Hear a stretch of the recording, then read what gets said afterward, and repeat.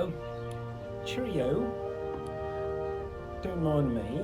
I'm just admiring the crown here and the radiance of the crown. Oh, I'm enjoying some lovely Wednesday day. Wednesday day, Gromit. Gromit. Wednesday day. Welcome to a little sociology and studies of the crown. But it's gonna be a different crown, I'm quite sure. Long live the Queen. Cheers. Corona means crown, and it's a Latin word. And I did not get this Latin word knowledge from my 2 quarters of taking Latin as a freshman at Floyd Central High School.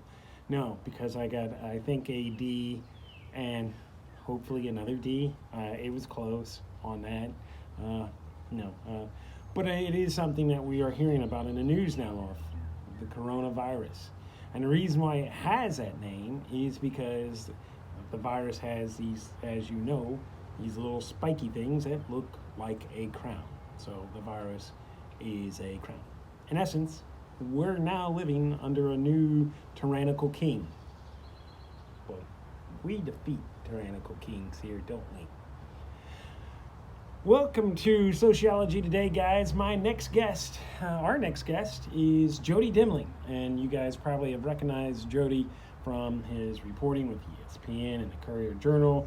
You also have seen him definitely on our sidelines and in our concessions. Jody is someone that truly bleeds green and white and literally has grown up with a passion and love for Trinity. So let's have a good conversation here with Jody Demling. And now, Sociology Today, with your host, Chad Wagner. All right, guys, welcome back. We are here today with Jody Demling. Some of you might recognize Jody. He is a staple at Trinity High School. Many games are in those concession stands and on the field and stuff, aren't there? Yep, a lot of them, and glad to be going to be doing it again soon.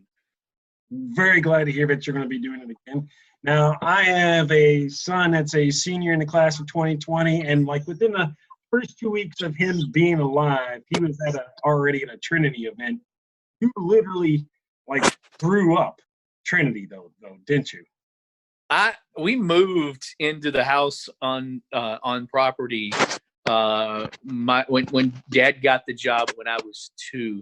It was actually the day they moved in. That we moved in the day of the tornado, day of the huge tornado, and so yeah, I've been there quite a long time. I've been there quite a long time. Just had a birthday last week, so let's just say I've been there more than 45 years. All right, and it is truly you are a guy that truly believed green and white and everything. So thank you for all the support and the love that you've given to the school in the years past. Yeah. Now, Jody, when did you realize something wasn't right? And what was that first indication? It was a Wednesday night. My wife's sitting here telling me because the dates get foggy in my mind. March 25th, Wednesday night, March 25th. We actually had been doing the safe at home, and we had done a few things. Gone to the grocery. I went to the post office. I actually went into the radio station for a couple days after the week before I had gotten back from the ACC tournament, and so I had gone to the radio station, but then we started working from home for the radio station. So we had been home for about a week, our entire family, not doing a whole lot. We went out to get some takeout on a Wednesday night. We actually came over to my mom's house, and we sat in the driveway and we talked to her for a few minutes. She sat on the back porch or on the back step, and we talked to her for a few minutes. And when I got home, it was a couple hours later, I guess, when I got home, I started getting a little chills, and my wife took my temperature, and I had a fever, and we immediately then self-quarantined. My son Tanner, who graduated 3 years ago, had a heart condition, when he was at Trinity. So we take more precaution probably than others do anyway, just because, Tanner is fine and healthy and all that kind of stuff, but we just make sure. So we self-quarantined right away. I stayed in our room. Kids stayed in their room. My wife was downstairs, and they, I stayed in this room for a week and felt bad, was feeling not terrible, still did some work. And then that weekend started feeling nauseous and kind of sick to my stomach a little bit, and still had the fever. So fast forward, it was the next Wednesday night, probably about 11 o'clock or so, I started coughing, and I had felt like I had taken a turn for the best, I was headed in a good direction.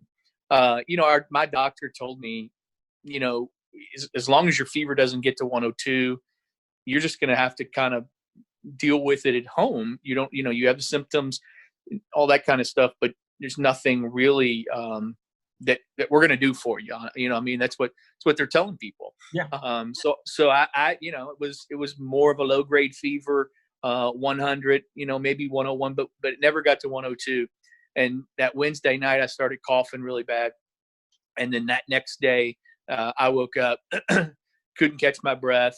And as I've told some people, the worst thing, I sneezed at some point that morning, and it was like now when I sneeze, I get kind of like, oh gosh, I hope I don't feel that again, because it felt like every bone in my chest was just, in my body was just breaking. It just felt terrible, and it hurt so bad.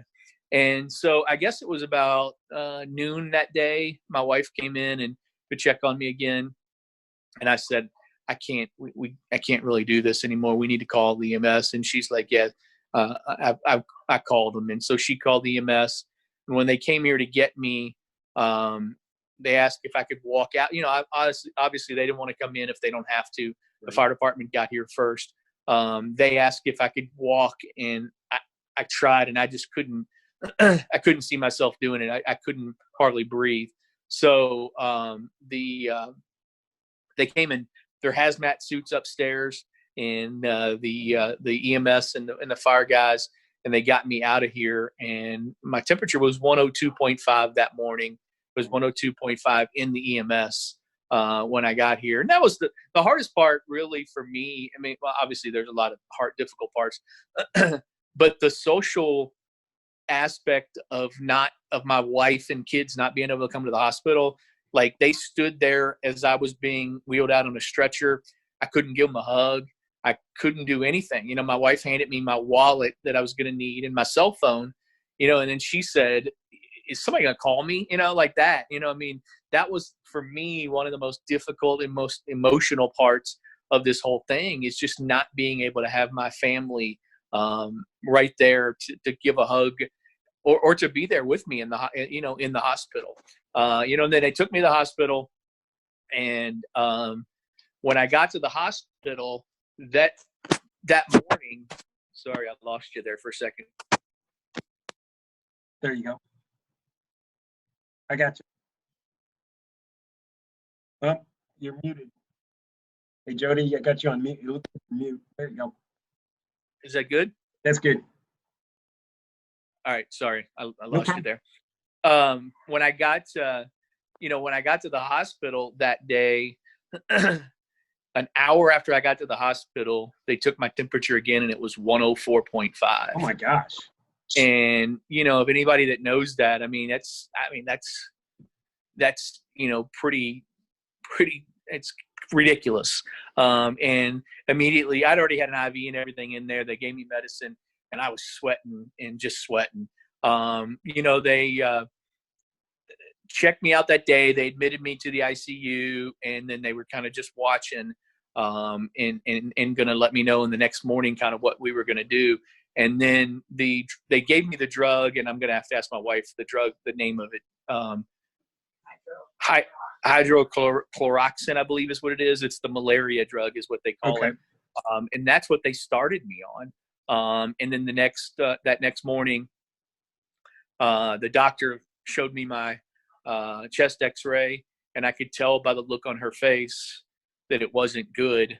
And then she said, we need to put you on the ventilator. And she said, it's preventive. Let's get ahead of this and all that.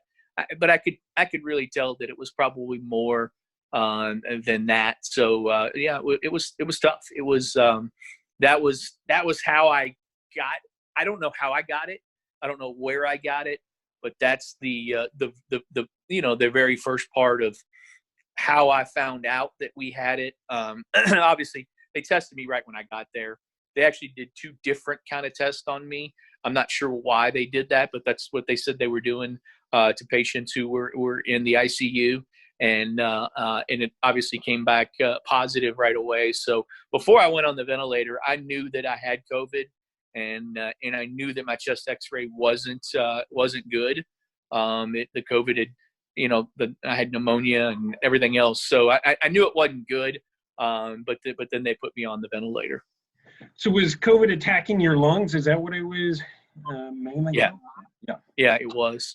Okay. It caused the pneumonia. And again, it just it felt like, it felt like when I breathed that morning, that Thursday morning, it felt like I had weights on. It felt like I had, shoulder pads and weights strapped to me as I was breathing, and it wouldn't, as I would breathe, it wouldn't do it unless I had on the oxygen. And I don't remember, like right now, I'm weaning myself off a little bit of the oxygen, and I have it on, but I don't necessarily need it as much. And it's just a little bit of oxygen, it's 2%. But I think when I got to the hospital, I can't remember what it was, but I believe it was, do you remember, hun? You were on 100%. 100%. Yeah, it was 100% oxygen. So they had me on nothing but just their oxygen. But the couple times that they took me off just to tell me to take a deep breath and do that kind of stuff, I just remember feeling like, man, I can't do this. I just couldn't do it. And prior to this, because you've covered a lot of sports, so you know what healthy people are like. You were a pretty normal, healthy male, right? Yeah, I had a couple things. Like I have a thyroid condition, and sleep apnea. But really, honestly, since knock on wood, since I've been doing the sleep apnea thing, which has been right at a year, I've been that felt great. And so yeah, not really a whole lot of health problems, not a whole lot of issues, and that's the crazy part. The 2 crazy parts to me is that it happened so fast. I felt bad for a week, but I felt better, and then all of a sudden it was just like a flip of the switch, and in 12 hours I went from just a cough to not even being able to breathe. And then the other thing is just the fact that I didn't have anything else. You hear about pre-existing medical conditions and things like that, and that wasn't me. And that's the scary part, I think, out there for people that it can be anybody. It can be me. It can be you. It can be it can be anybody. So yeah, for me, those were the 2 scary parts. So you're in the hospital. You have a lot of physical pain that you're going through, but you're also going through this emotional pain because, as you just mentioned a few moments ago, you're now completely isolated from your family. Right. Were you able to contact them at all via phone, FaceTime, or anything, or is it complete shutdown, no contact? Well, I have to be honest. I got to the hospital on Thursday at about 10 o'clock on Friday morning, maybe a little earlier than that. They put me on the ventilator, and I told them I didn't want to remember anything. So for me, when I went on that ventilator until the next Wednesday night when they started weaning me off, I don't remember anything. My wife would call the nurse, and they would put the phone up next to me because I was just under sedation. So it wasn't like I was in, a coma or anything like that. I was just under sedation. So they know that, you can hear things and you can, you can react or whatever. I don't remember it because the medication I had, but every night they would call, and Angela and Cassidy and Tanner would talk to me. Our priest, Father Bowling from Holy Trinity, anointed me the first night, and they did that over the phone. And then we had friends. I mean, there were a couple doctors who had connections to Holy Trinity, who either were on my case or would just stop in and kind of be there or whatever. Angela has a friend that's a nurse in the system, and she would stop in a couple times, and she FaceTimed with Angela and me in there in the hospital while I was on the ventilator. So I don't remember any of that. I think that was more difficult for my family than it was for me. The next thing I remember is them weaning me off that Wednesday night, which was the night before they took me off of the ventilator. So they had to wean me off of the medication before they could take me off of the ventilator. And I came to a little bit, but I was still strapped down. My arms were strapped down, and my chest was, obviously strapped down, and I had the ventilator. I was still on the ventilator, and I could just remember kind of a weird feeling in my mouth. I remember they turned the TV on, and it was the night that there was like a tornado warning or whatever, and it was really bad weather. It was lightning outside. I had some hallucinations because of the medicine, right, which they say happen or whatever. But then that next morning, the doctor said, or the respiratory therapist said, if you keep breathing like you're breathing for the next hour, then that thing is going to come out. He said, but it's all up to you. And I was like, I'm doing whatever I can do to stay relaxed for an hour and get this thing off. And then that's when they took it out. They took me off the ventilator that day. They took the tube, out of my throat. So is it a painful experience, the ventilator? I won't say painful because they do a good job of the medication. The way they did it with me and the way they're doing it with COVID patients, and they say this is working. And for me, I'm glad that they did it. But I was on my back, and then they would put me in what they call the proning position for like 12 to 14 hours, which is on your stomach. So I basically was laying on my stomach on the ventilator. That's what banged me up. It cut my face, both sides. One side's worse than the other. Got my toe banged up and my knee a little bit, but those are all superficial things, and can all be fixed. Right. But yeah, I wouldn't say painful. Just when I was aware of being on it, it's just awkward. It's just different. I knew what I was on. I knew where I was, and I knew I just had to lay there. But it's just so difficult to do that, and your mind is thinking and racing and everything else. I kind of just set my mind to my family. I set my mind to, okay, I got to do this, and I want to see them. And I remember falling back asleep, and when I woke up, I was like, gosh, I wish I could fall back asleep again, because I just wanted to be tomorrow morning when they wake up and hopefully take this thing out. Okay. So you were in there 3 weeks? I was in what? I'm sorry. In the hospital for a total of 3 weeks? No, I was in the hospital for 1 day shy of 2 weeks. Yeah, 1 day shy of 2 weeks. 1 day shy of 2 weeks. And 1 week I was on the ventilator. Yeah, basically 6 days, kind of in that seventh period on the ventilator. And then when I came off of the ventilator on Thursday morning, I was still in the ICU on Friday, Saturday, and all day Sunday. And then that evening, they moved me to a normal room where I had to do a little more things of my own. Physical therapy started, occupational therapy started, and then I was there Sunday night, Monday night, and Tuesday night, and then Wednesday is when I came. Wednesday's when I came home. So, okay. Now, when you came home, social media lit up pretty. Yeah. Pretty much, that was for everybody that knows you, that was a wonderful day. We were very, very thankful that you were coming home.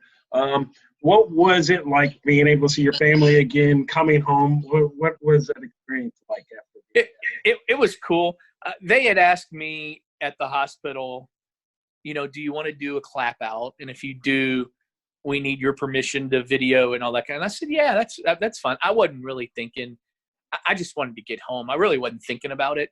And so we come out of my room, and there was a few nurses and doctors, and they were all clapping and cheering. I thought that was pretty cool. And we got in the elevator, and my nurse and my doctor and another nurse were with me. And my nurse said, if you think that was cool, wait till this door opens. And about that time, the door opened, and there was probably 50 or 60 hospital people there, just going crazy and cheering, and music was playing, and they had little paper, flowers for me and that kind of thing. It was so cool, and it was so neat.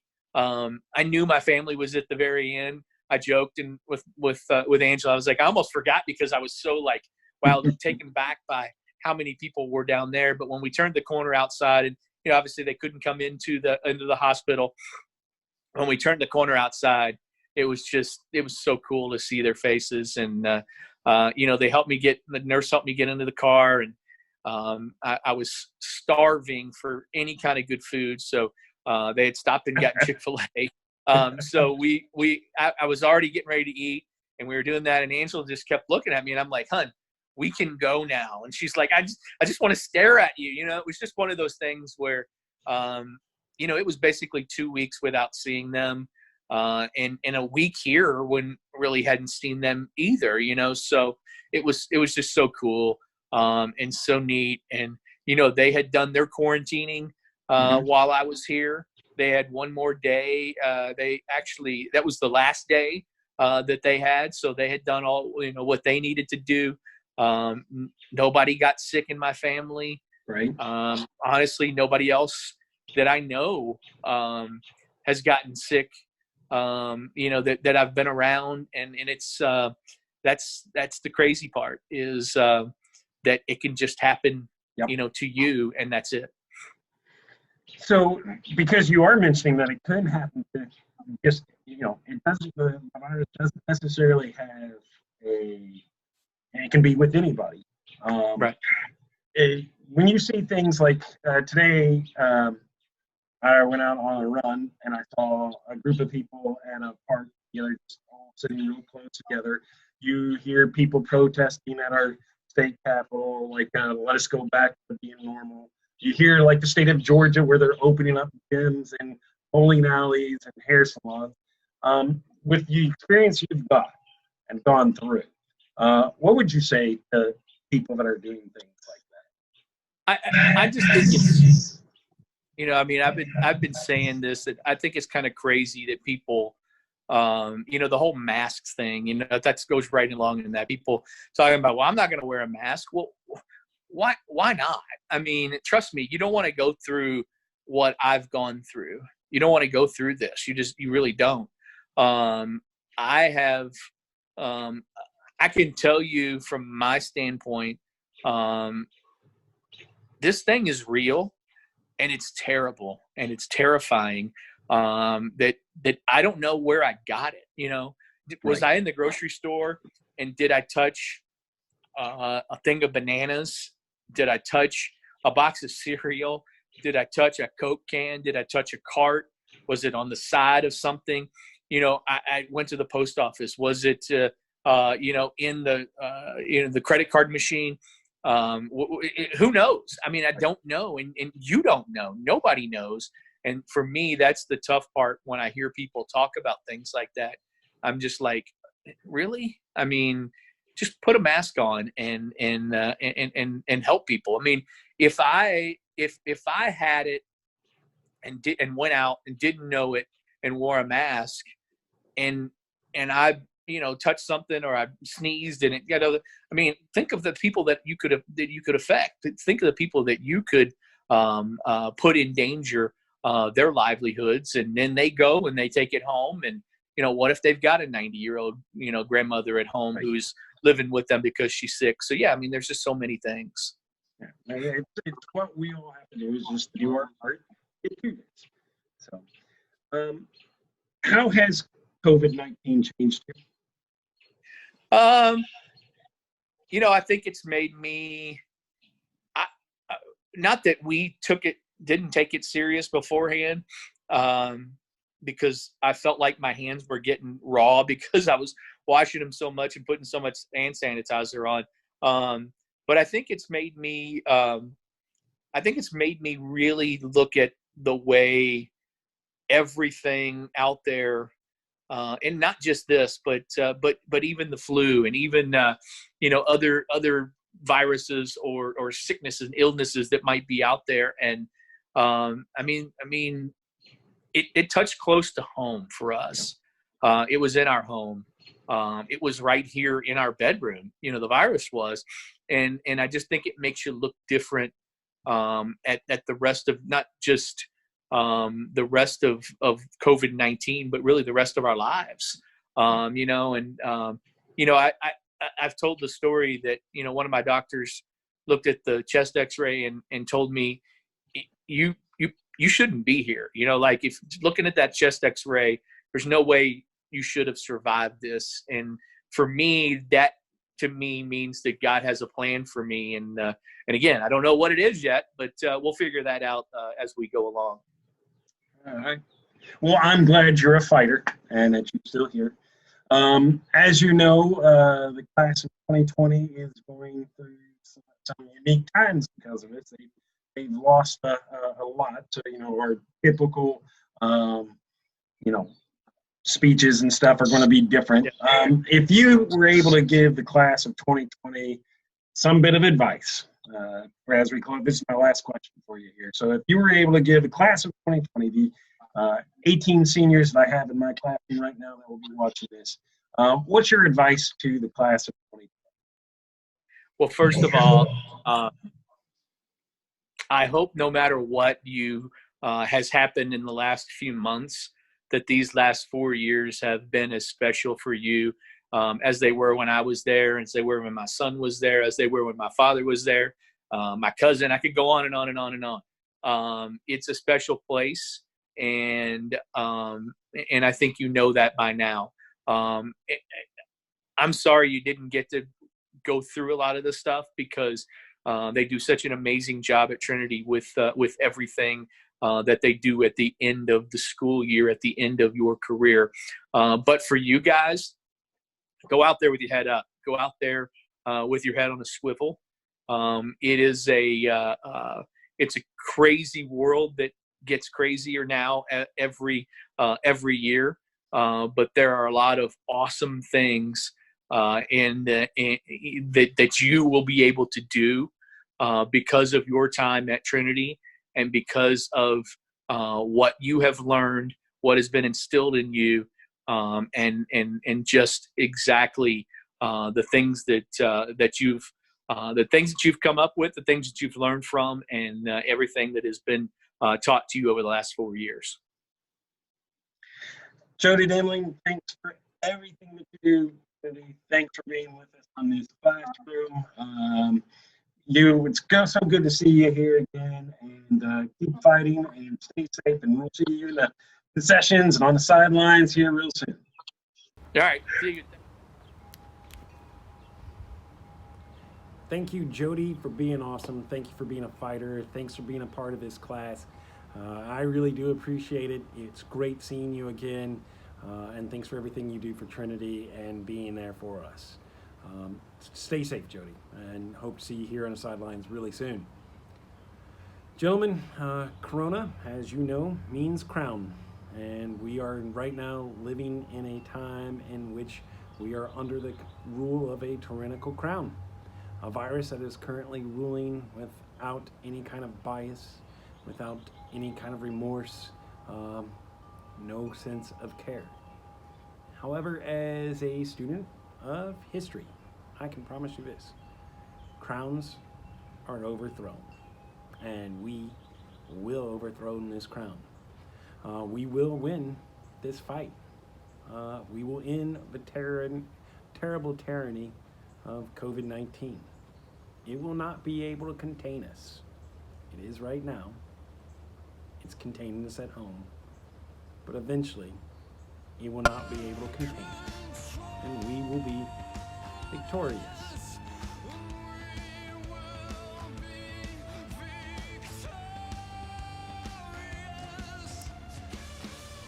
So until then, do your part to keep us all safe. Find a purpose. We can still find purposes in these strange and unique times. And as you find your purpose, remember, guys, as always, remain awesome, be nice, and stay safe. Here's your moment of goodness, fellas. I will see you soon. All right. Set fire to your hair, poke a stick at a grizzly bear, eat medicine that's out of date, use your private parts as piranha bait. Dumb ways to die, so many dumb ways to die. Dumb ways to die, so many dumb ways to die. Get your toast out with a fork, do your own electrical work. Teach yourself how to fly, eat a 2-week-old unrefrigerated pie. Dumb ways to die, so many dumb ways to die. Dumb ways to die, so many dumb ways to die. Invite a psycho killer inside, scratch a drug dealer's brand new ride. Take your helmet off in outer space, use a clothes dryer as a hiding place. Dumb ways to die, so many dumb ways to die. Dumb ways to die, so many dumb ways to die. Keep a rattlesnake as a pet, sell both your kidneys on the internet. Eat a tube of super glue. I wonder, what's this red button do? Dumb ways to die, so many dumb ways to die. Dumb ways to die, so many dumb ways to die. Dress up like a moose during hunting season, disturb a nest of wasps for no good reason. Stand on the edge of a train station platform, drive around the boom gates at a level crossing, run across the tracks between the platforms. They may not rhyme, but they're quite possibly the dumbest ways to die. The dumbest ways to die. The dumbest ways to die.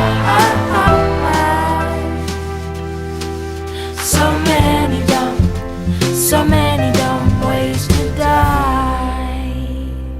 Be safe around trains. A message from Metro.